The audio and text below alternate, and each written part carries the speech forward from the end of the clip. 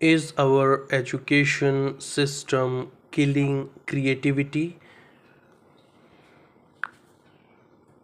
That's a compelling topic. The question of whether our education system is killing creativity is debated widely. Some argue that standardized curricula and testing can stifle creative thinking by prioritizing rote learning and conformity over innovation and individual expression. They suggest that the pressure to meet predefined benchmarks leaves little room for students to explore and develop their unique talents and interests. On the other hand, there are arguments that the education system provides the tools and knowledge base necessary for creative thinking. Supporters claim that by teaching foundational skills and critical thinking, schools lay the groundwork for students to apply creative solutions in various fields. What's your take on this issue, and are there specific aspects you're interested in exploring? Give me the both points of view and use some idioms to answering it.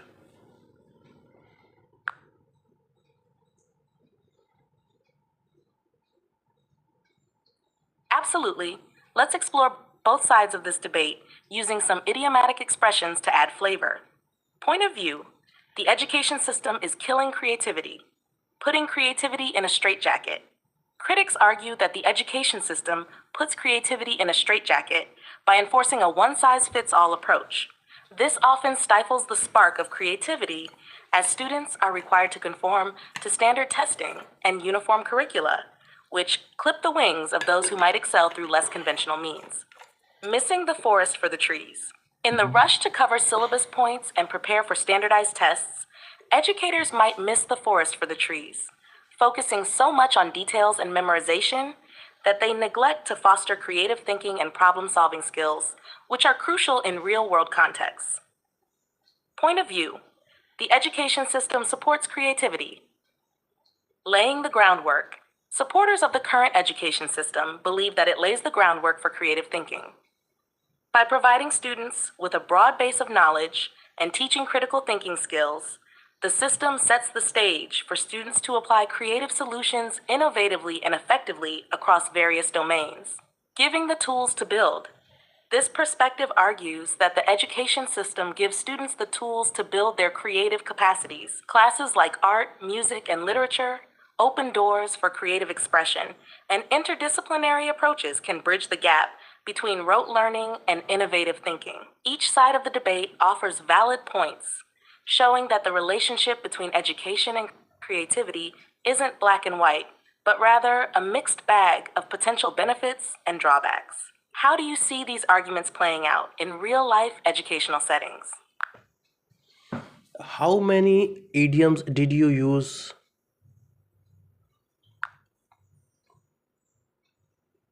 I used 10 idioms in that response. Here they are. 1. Putting creativity in a straitjacket. Restricting and limiting creativity. 2. Stifles the spark. Suppresses initial enthusiasm or creative ideas. 3. Clip the wings. Limit or restrict someone's freedom or progress. 4. Missing the forest for the trees. Over focusing on details and missing the overall situation. 5. Laying the groundwork. Preparing the foundation for future development. 6. Sets the stage, prepares for a future event or outcome. 7. Giving the tools to build, providing the necessary resources or skills. 8. Open doors, create opportunities or possibilities. 9. Bridge the gap, reduce or eliminate differences between two things. 10. A mixed bag, a collection of items or qualities of varied type or quality. Would you like to delve deeper into any of these expressions or explore additional ones? Yeah, give me some examples of these idioms. Sure.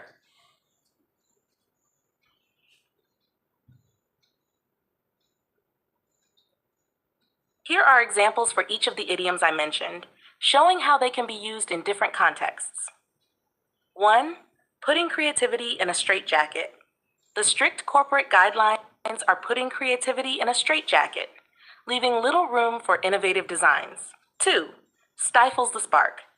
Overly rigid classroom rules can stifle the spark of curiosity that motivates students to learn. 3. Clip the wings. The new regulations might clip the wings of the burgeoning tech industry by limiting how data can be used. 4. Missing the forest for the trees. In focusing solely on cost cutting, the company missed the forest for the trees and overlooked opportunities to expand their market. 5. Laying the groundwork. The early training sessions are laying the groundwork for a more effective and cooperative team. 6. Sets the stage. The recent innovations in renewable energy technology set the stage for a cleaner, more sustainable future. 7. Giving the tools to build. The workshop gives young entrepreneurs the tools to build successful businesses by teaching them about financing, marketing, and networking. 8. Open doors. Her internship at the renowned software company opened doors for her to meet influential leaders in the industry. 9. Bridge the gap. Online education platforms are bridging the gap between students and quality education in remote areas. 10. A mixed bag. The film was a mixed bag. Some critics praised the innovative storytelling, while others thought the plot was too complex. These examples illustrate how each idiom can vividly express ideas in various scenarios. Would you like to see more examples or need help with something else? Is our education system killing creativity? Give some examples in favor of this.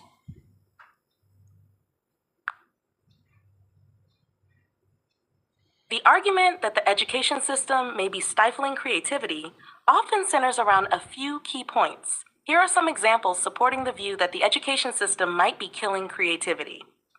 1. Standardized testing. The focus on standardized testing is a major critique. These tests often measure rote memorization rather than creative thinking and problem-solving skills. Students spend a significant amount of time preparing for tests that assess a narrow range of skills, which can sideline creative pursuits like art, music, and creative writing. 2. Curriculum rigidity.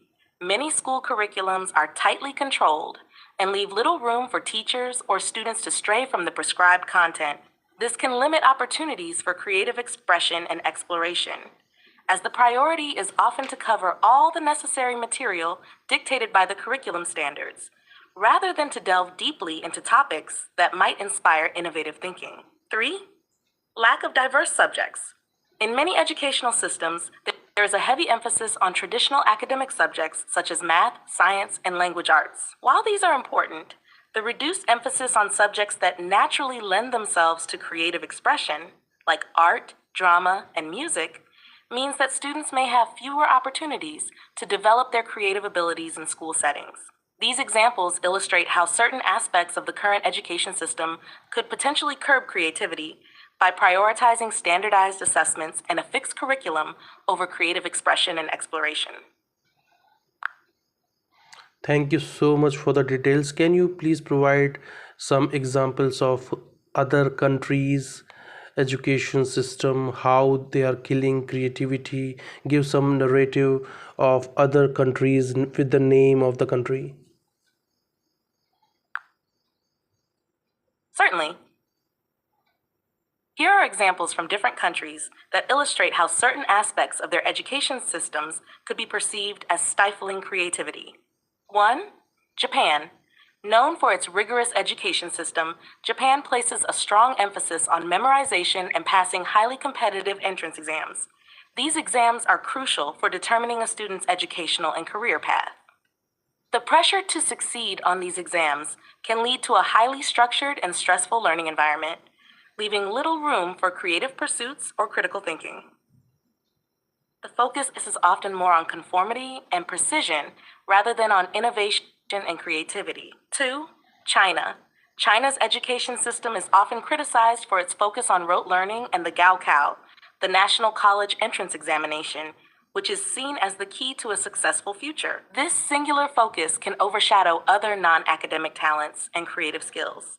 Students may spend excessive hours in cram schools, which primarily prepare them for tests, significantly reducing the time available for creative activities like music, art, or sports. 3.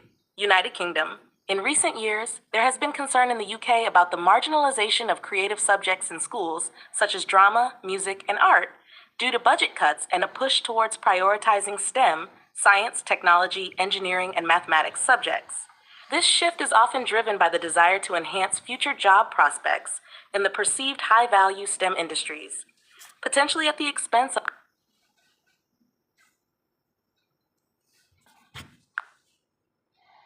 Great! Looking at these international perspectives highlights a common theme across many education systems. The emphasis on standardization and academic performance often comes at the expense of fostering creativity. Each system has its own unique challenges, but they share the issue of needing to balance traditional academic success with the nurturing of creative and critical thinking skills. If you're exploring this topic further, you might consider looking into alternative education models in these countries that strive to incorporate creativity more fully. For instance, Finland is often praised for its innovative approach to education, which includes less emphasis on testing and more on holistic development, creative problem solving, and student well-being. Would you like to delve into any specific country's education strategies or alternative models that encourage creativity? Tell me about the Finland.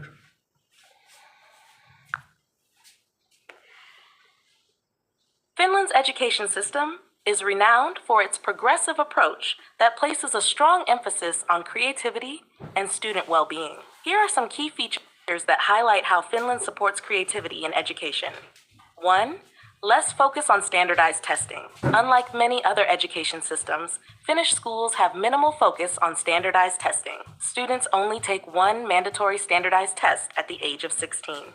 This approach reduces stress and competition among students and allows teachers the freedom to tailor their teaching methods to the needs and interests of their students, fostering a more creative learning environment. 2. Holistic education approach. Finnish education emphasizes a holistic approach to student development. This includes not only academic learning, but also the cultivation of life skills, social emotional learning, and creative pursuits. Schools offer a broad curriculum that includes arts, music, and crafts, encouraging students to explore different areas of interest and develop a wide range of competencies. 3. Teacher autonomy and professionalism. Teachers in Finland are highly trained and treated as professionals, akin to doctors and lawyers. They are given significant autonomy to design their curriculum and choose their teaching methods. This freedom allows them to incorporate creative activities and project-based learning, which can ignite students' creativity and critical thinking skills. 4. Flexible learning environments. Finnish schools often feature flexible learning environments designed to promote collaboration and creativity. Classrooms might be arranged to facilitate group work, discussions, and creative projects rather than traditional rows of desks. This flexible setup encourages a more dynamic and engaging learning experience. 5. Support for all students. Finland's education system is inclusive, aiming to support all students regardless of their academic or creative abilities. There is a strong emphasis on early intervention and support for students who struggle, as well as opportunities for advanced students to challenge themselves further. This inclusive approach ensures that every student can develop their potential, including their creative capacities. These elements combine to create an education system that values and nurtures creativity. Finland's approach shows that when students are given more freedom and less pressure, creativity can flourish. Would you like more specific examples of how these principles are applied in Finnish schools, or information on how other aspects of the Finnish system contribute to student success? Tell me about the education system in South Africa. Tell me the education system of Philippines.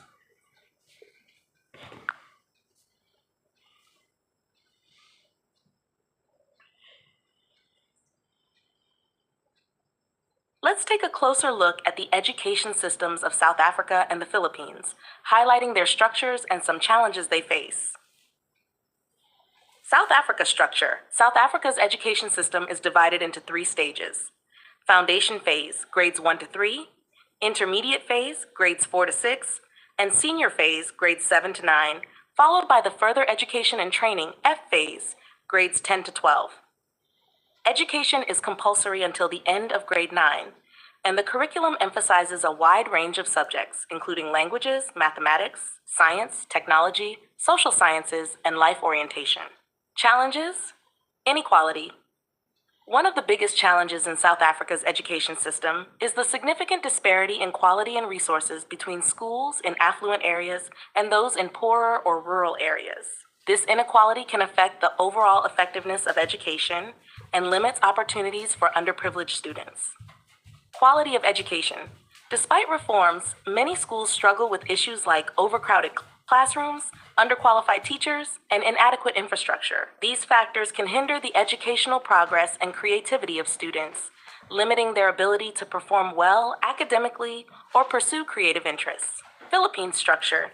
The education system in the Philippines is structured into kindergarten, elementary, grades 1 to 6, junior high school, grades 7 to 10, and senior high school, grades 11 to 12. The introduction of the K-12 program in recent years extended the basic education cycle from 10 to 12 years, aiming to bring it in line with international standards and better prepare Filipino students for tertiary education or employment. Challenges, quality, and access. Like many countries, the Philippines faces challenges in ensuring quality education across all regions. Rural areas, in particular, may lack access to the same quality of education as urban centers, with shortages, inadequate facilities, and less access to learning materials. Curriculum relevance. Although the K-12 reform was designed to enhance the relevance of the Philippine education system to the students' future careers, there is ongoing debate about how well the curriculum prepares students for the job market, especially in creative and non-traditional sectors. Both countries have made significant strides in improving education, but they still face challenges that can impact the creativity and overall educational outcomes for students. Each system is working towards reforms that aim to address these issues and improve the educational experiences and opportunities for all students. If you're interested in more detailed aspects of either country's education reforms or specific initiatives to boost creativity and learning outcomes, I'd be happy to dive deeper into those topics. Tell me about the ties of South Africa and Philippines.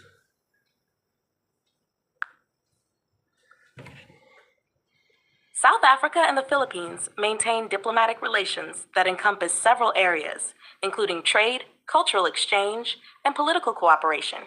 Here are some key aspects of the relationship between the two countries. 1. Diplomatic relations.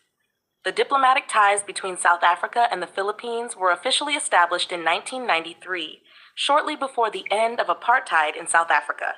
This established a formal platform for both countries to engage on various bilateral and international issues. 2. Trade and investment. Trade between the two countries has been growing, with South Africa exporting goods such as minerals and wines to the Philippines, and importing products like electronics and clothing.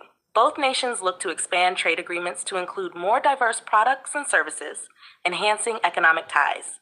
3. Cultural and educational exchanges. There are cultural and educational exchanges that occur, although on a smaller scale compared to economic interactions. These exchanges help in promoting mutual understanding and respect between the peoples of both nations. 4. Political cooperation. South Africa and the Philippines share common values in terms of democratic governance and human rights. They collaborate within various international bodies, including the United Nations, to address global issues such as climate change, human rights, and sustainable development. 5. Support in international forums. The countries often support each other in international forums, advocating for the interests of developing nations. They also work together in multilateral organizations to push for reforms and address issues affecting the global South. The relationship between South Africa and the Philippines is characterized by mutual respect and collaboration, with both countries benefiting from their interactions on economic, cultural, and political fronts. If you're interested in more specific details or recent developments in their bilateral relations, feel free to ask. Thank you so much. You're welcome. If you have any more questions in the future, feel free to reach out. Have a great day. You provide better inputs and insights. It looks like your message might have gotten cut off. What information or help were you looking to get? Okay, tata, bye bye. Goodbye. Take care.